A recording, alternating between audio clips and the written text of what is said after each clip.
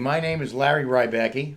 I am the president of Sigma Corporation, and I'm here today to interview Bill Malarkey, one of the leading consultants in the water industry, who is a partner in Amane Advisors.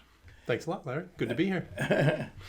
Bill, who and what actually is Amane Advisors? Okay. Amane Advisors is a strategy advisory firm. We were founded about 10 years ago in Paris. In the meantime, we have additional offices in Oxford, in Bahrain, Shanghai, and Singapore, as well as here in Philadelphia for the North American market. We have about 50-ish consultants worldwide, and we're fully independent, partner-owned. We do mostly strategy advisory work, market analysis, a lot of M&A due diligence, as well as transaction support. And in some markets, especially in the Middle East, we do P3 advisory as well. P3 advisory as well. Yes. What is Amane best known for? Probably the things that we're best known for is really that ability, that global presence that we have. Can you give us a quick overview of yourself and how you found yourself in the water? How did you get in the waterworks industry to begin with? Yeah, kind of by accident. I started out, I'm a lawyer by training, started out and practiced for a couple of years and then went into consulting. I was with Carney in one of their German offices and worked in utilities. And then I was working in the utilities industry in M&A. And I was at RWE when they made their first acquisitions into the water business. So we acquired Thames Water and then American Water, and that's how I came to be back in the States. Came over here and worked with American Water in the U.S. There seems to be an awful lot of M&A activity through all parts of the waterworks industry. Yeah. Why is that going on? Why is it so hot right now? There's a ton of transactions going on in the water industry. I think the reason it's attractive right now is, it's still seen as one of those areas where there's potential for longer term growth. Even though it may not be explosive growth, it's seen as an area where it's something that's necessary and always will be. And you see that. There's also, I think you see just a lot of, it's just simple supply and demand. People who may not be water industry people see an area where there's rising demand, whether it's in urban areas or industrial production, and it's a fixed amount of water. So they're seeing that good long-term play and ongoing investment in the sector. What actually is driving the M&A activity? What do you think is actually driving it? Well, I think they do see that area for growth and where it's steady, that longer-term play. So you're seeing interest in acquiring in the sector, not only from strategics who might want to add new technologies or new services to their portfolio, or they might want to enter a new geographic area. There's a lot of sort of add-ons that way, but from the financial investor side, also a ton of interest. We see a lot of buyers who are financial buyers. Is there a lot of money on the sidelines right now? A lot of money on the sidelines looking for opportunities. I think that's one of the reasons it's also hot too. You see a scarcity premium built in. So when an attractive company comes to market in the water business, it's really driven up the valuations, which is great, obviously from the seller side. Is there any Bill? Is there any possibility that the market could be overheating and that could prices become a little too high? You're reaching points in some areas where it might make some buyers kind of hesitate and think I'll revisit this when things calm down a little bit, because we have seen some pretty chunky multiples. That's another good point. We mostly see in domestic PE, or we get people from overseas. Who's doing most of the buy? Over? All sorts. We work with private equity firms like that, maybe sort of the traditional ones that you would see, kind of the bigger global private equity firms, all the way down to middle market firms that are focused only on the U.S. But we also see sovereign wealth funds coming in. We see the big family offices have done some of the bigger transactions lately as well. And even infrastructure funds now that previously were only looking to buy assets like utilities or physical plant have started to look at other things like utility-like types of properties. Like you saw some infrastructure funds also look at Inframark when it was on the market, for example, as an operations fund, because they see the long-term contract aspect of that. So all kinds of buyers. All kinds of buyers, no matter where. Which area or technologies are generating the most interest? What technologies are kind of? A lot of focus right now on everything that kind of goes under that heading of digital in the water industry. So You see true digital technologies around remote monitoring and remote control that got a real boost through the early days of COVID, where you started, utilities and industrial players started to see we really need to be able to monitor and control these assets from a distance when you had work crews that were being quarantined and things like that. And on the software side, there's so much more focus on asset management and analytics, things like that. So you've seen some deals like the Innovise transaction at the end of 2020. High multiples and tons of interest, both from strategics and from financial buyers. So a lot of interest there. On the treatment side, a lot of interest in reuse. That's where people are, looking to address the supply, the supply side of that supply-demand equation we talked about. And there's no lack of interest in kind of the old line, hardcore equipment companies either, because again, that long-term demand is assumed. Did the M&A activity slow down in 2020 because of the pandemic? Briefly, but we actually saw some deals that got done where all the due diligence, all the negotiations were done online. Isn't that amazing? Yeah, I talked to one private equity guy, said I'd never expect that I could do a deal without having to put on pants. And he got meeting the people in the beginning. Yeah, You're doing it all on Zoom. He got 2 deals done last year without ever leaving his house.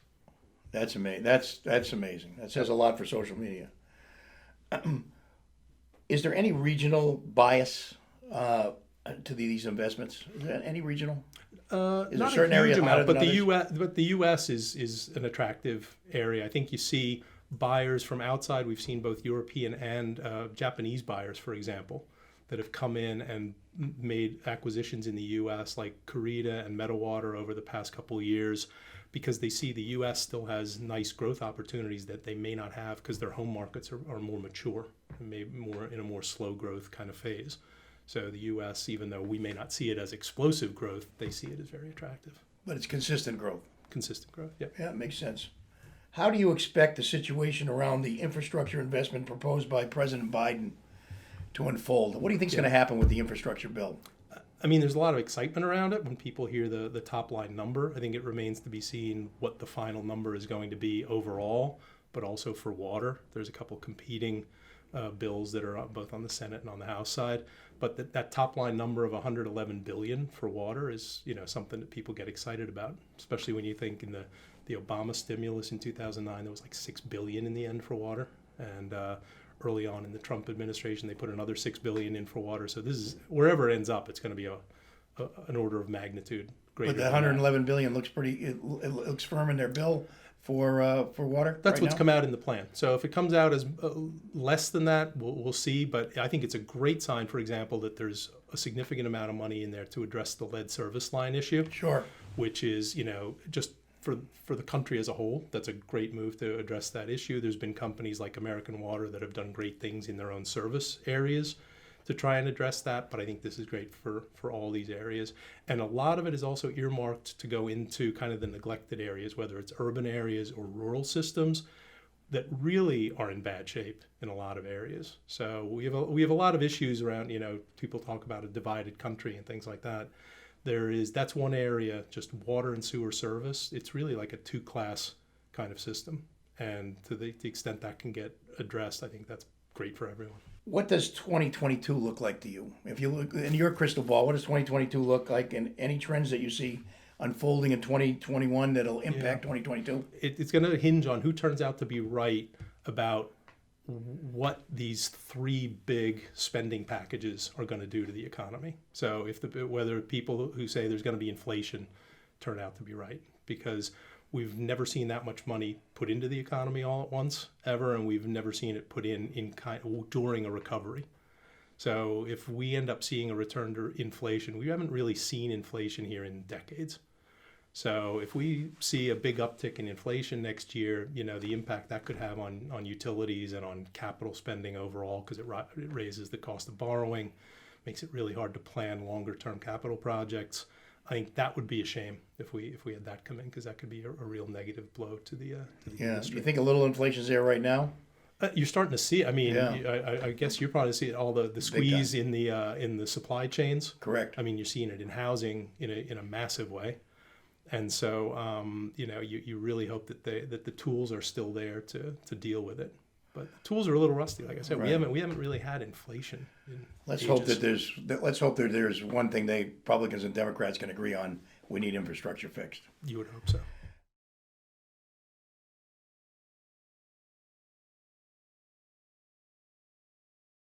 On a personal note, Mm-hmm. what are the highlights and lowlights of your career? Highlights was probably two. I guess the first was being at RWE in their M&A team at the time when they started to get into water. That was an exciting time. Just to do two transactions back to back, like Thames and then American Water, at a time when there was this great euphoria about where the water industry was headed, and be part of that. That was exciting. And secondly, just the 4 years now that I've been at Amane, it's an exciting time. We're seeing great growth, and it's a great team, and so that's been a personal kind of career highlight for me. I guess a low light was probably when, after getting into the water business, when RWE came under new management and decided they wanted to exit it only a couple of years later. So as you'd expect, then most of our team that was involved in doing that, we were out after that, which is always a blow earlier in your career. And it all worked out well, I think, for everybody concerned, except probably for RWE. They probably wish they'd stayed in water and put less of a bet on the German electricity market. 2020 hindsight. 2020 hindsight. Did Amane find you, or did you find Amane? How did that start? That's an interesting kind of, sometimes you get lucky. So I knew Thierry Noel, who's our founding partner over in Paris. And I just called him, said, look, I'm looking for something else. You know a lot of people in the industry. Who should I be talking to for the next move? And he said, maybe you should be talking to us. Really? So just got lucky because they had already been talking about adding a partner to open up a permanent office in the U.S. They had done a lot of work in the U.S., but it was more opportunistic and didn't have a permanent presence here. So we opened the office here in the Philly suburbs about 4 years ago almost, and have grown the team now up to a team of 10. Wow. And it's been a pretty cool ride. You asked the right question at the right time, I guess, huh? Yeah. Sometimes you just get lucky. What words of advice would you have for a 23-year-old starting out in the waterworks industry today? What would your advice be to? I would say, in my own case, it would have been pay more attention to science, read more about it, maybe take some courses and get that, because there's so much going on in terms of the technical challenges with water treatment. I'd also feel less stupid when I talk to really, really smart, technically oriented people in the industry, because there's some great things coming along, and it helps to understand the science of how it works, whether it's biological treatment or chemical treatment. It's like I'd feel a lot smarter in those circles. Well, that's great. What single thing did you most miss during the lockdown, and what are you most looking forward to when things start to normalize? Yeah, I think the thing I miss now, at the beginning it was a bit of a relief, is not being able to travel. So for this job, you travel a lot. I was coming out of a phase with an especially intense period of travel, and I said, well, if this is going to be for a few weeks, it'll be nice to get a rest. And now it's, 16 months in? So, I will be looking forward to some level of travel again. Just the idea of getting together with people, like, getting to see you today, Right. And get together and have the occasional business dinner and get out, see colleagues again, see clients again. We have not gotten together as a firm in quite some time. We were really fortunate. We had a firm-wide retreat about 3 weeks before COVID hit. We had everyone from the whole firm together in Bahrain. Oh, wow. And got to see each other. That was neat, huh? It was fantastic. Yeah. So, we'll be about coming up early next year. We want to have the next one. So hopefully everybody's healthy again and vaccinated, and we can do that. So your travel is both domestic and international? Yep. So, because we advise both kind of clients, and we do get together on a regular basis as partners, just to have strategy discussions, plan where the firm is headed.